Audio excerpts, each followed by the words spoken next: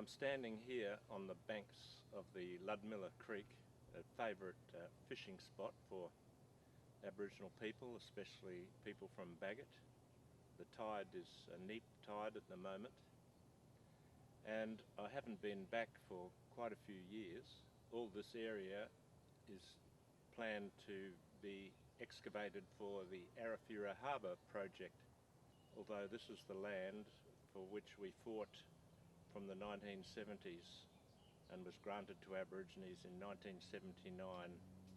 We always thought for community use, such as fishing and gathering of shellfish, as still occurs here.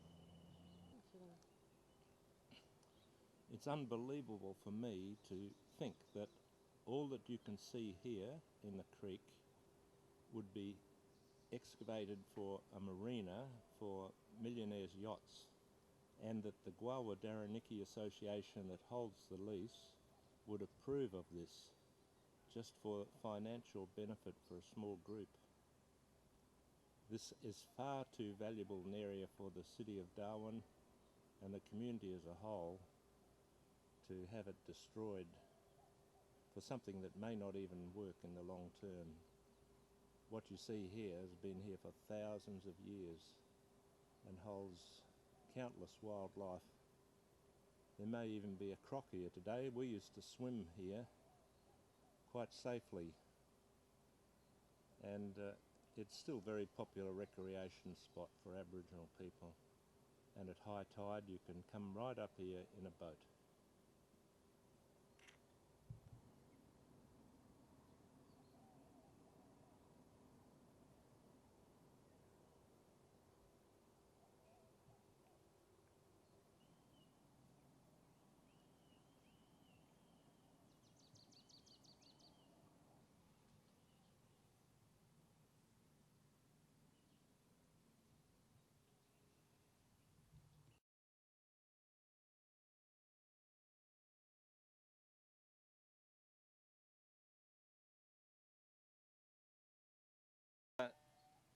These eucalypts you see around here don't grow here naturally. They were planted by Fred Fogarty when he lived here in the 1970s, and it's an area which is used as a base camp for fishing, and it looks like someone's staying here. Yeah, Fred, you can see ruins of Fred's old houses. He had at least 3 different houses along here with material he salvaged from the dump. But I should think under a plan for a wilderness park, you would probably have to limit vehicle access into here. For a start, the ground is easily becomes boggy and soft, but also the damage that a lot of vehicles would do if this became a popular spot. People are quite prepared to walk in here. There's numerous tracks through the mangroves. So have a look around.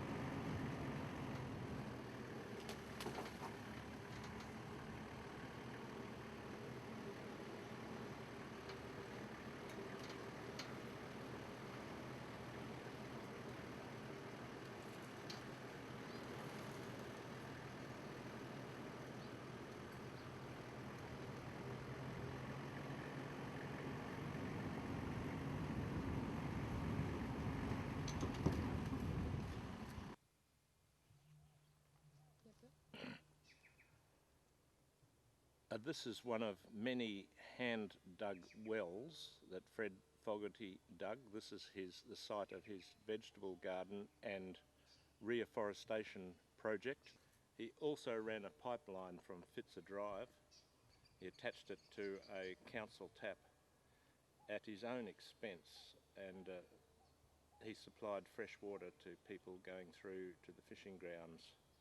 So you can see many signs of his residence here, even though 35 years have passed. Can I talk from here? No, I can't.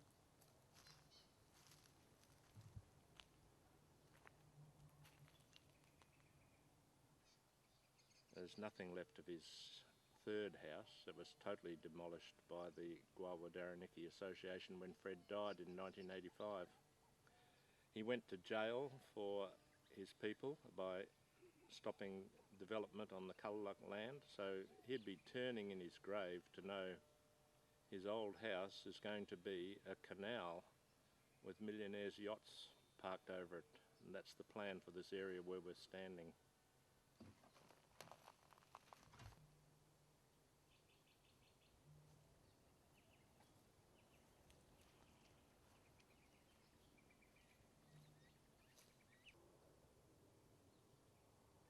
This is one of Fred's signs. He had signs all along the track to fishing grounds. Deep sea monster fish 250 yards ahead. It would have been done in 1973. Fred had quite a quirky sense of humour. He had signs all over the place.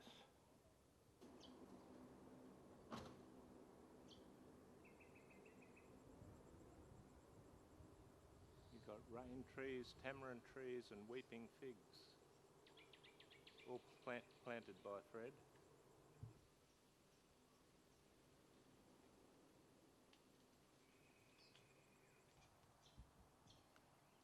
Yeah, all this area would be dug up under the Arafura Harbour proposal.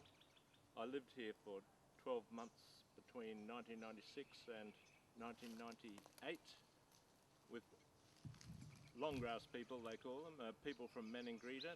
They also called it Fish Camp, and I have recorded several ceremonies that took place here.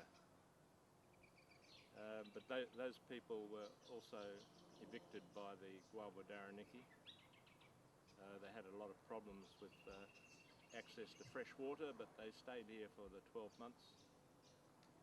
And I wrote my PhD thesis on it. And just over there is the old fish camp where Fred Fogarty lived.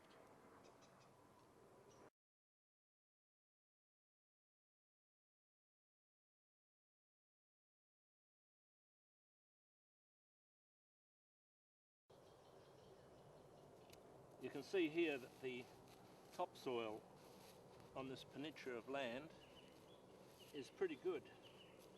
As Fred found out, you can grow anything here, but it would be easy just to reforestate it just by planting seeds, I should think. It's such good soil, doesn't go very deep, and this is a peninsula of land between mangroves on each side.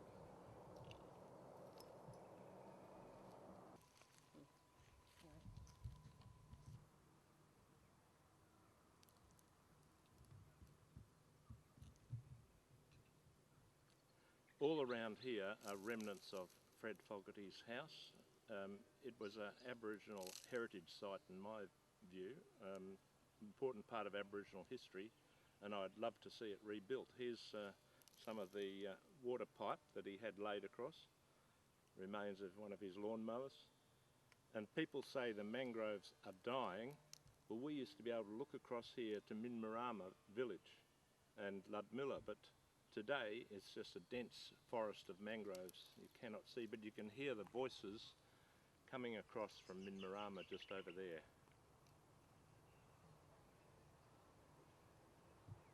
Fred had showers and toilets and taps, as I've said, and his old septic tank is over there. Thirsty people who use this track from Bagot would call in for a drink of water and maybe a shower to wash the mud off their feet. But Fred was found dead in the mangroves just over here in 1985 in mysterious circumstances.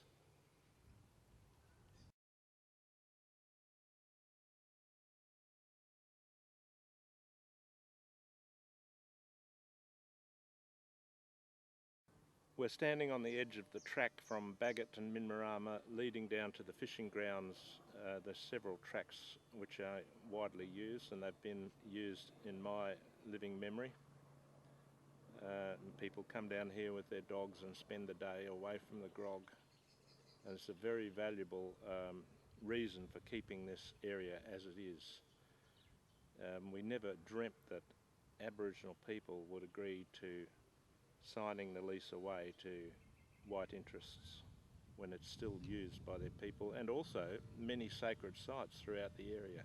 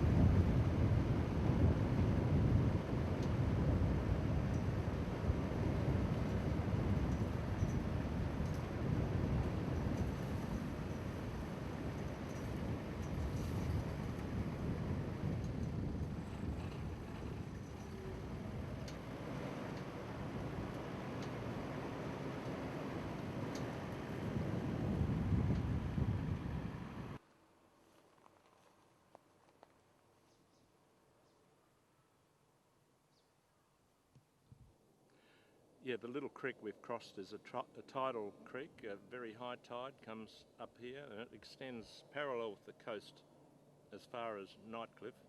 Very important as a fire break for the monsoon forest behind me. But there's a problem with the mosquito breeding, and in the past they have dug many drains.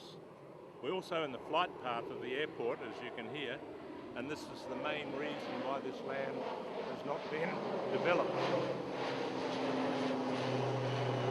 Sorry. It's very hard to imagine people in these billion-dollar homes living under the flight path. As you can hear, you can hardly hear yourself when a plane goes overhead, not to mention Air Force training. But that is the intention. All this is part of the Arafura Harbour development.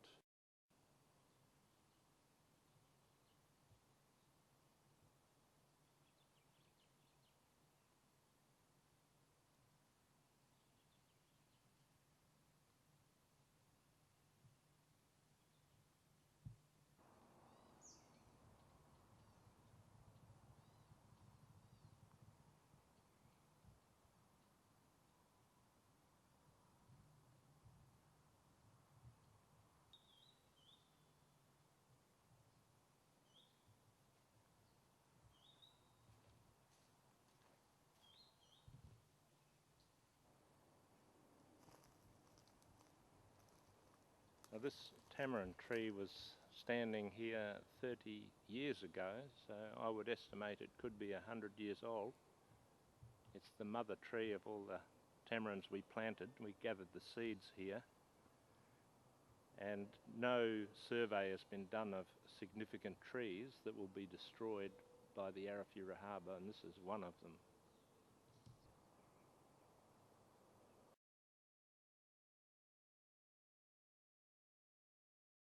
We're standing on what we could call Kulaluk Beach. It stretches from Nightcliff all the way to Ludmilla Creek. It's a public right-of-way, so anyone can use it. On both sides of the beach is part of the Kulaluk lease. According to the plans, there's going to be a sea wall on the other side of the mangroves.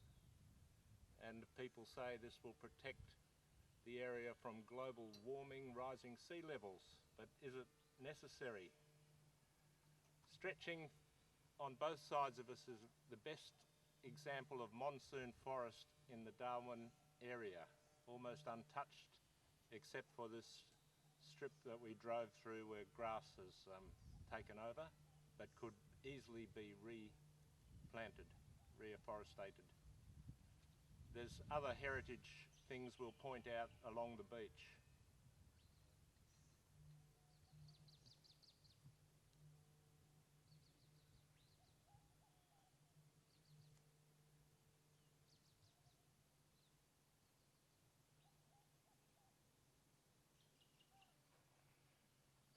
This is a World War II army fort, probably one of the last surviving ones around the Darwin coast. The ones at Casuarina have all been washed away in storms.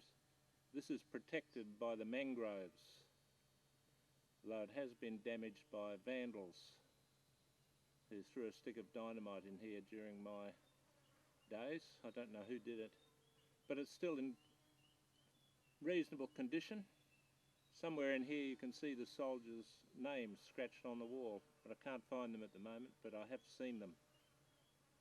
Another part of the heritage of the area that should be documented and preserved.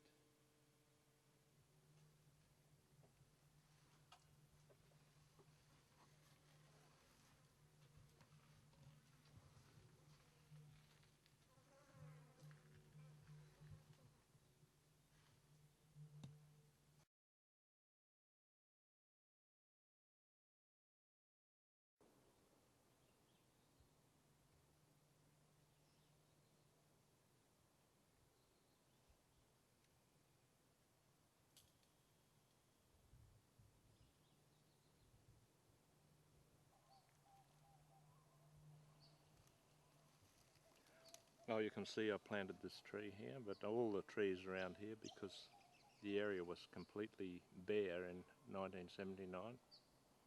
That's why I chose it, so I could say at least I've left it in a better state than it was. My house occupied all this cleared square here.